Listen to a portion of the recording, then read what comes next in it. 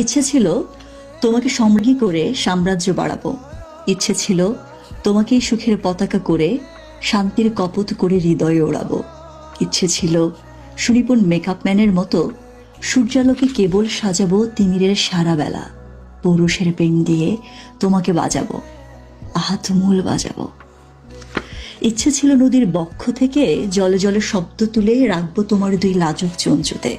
জন্মাবধি আমার শীতল চোখ তাক নিবে তোমার দু চোখে।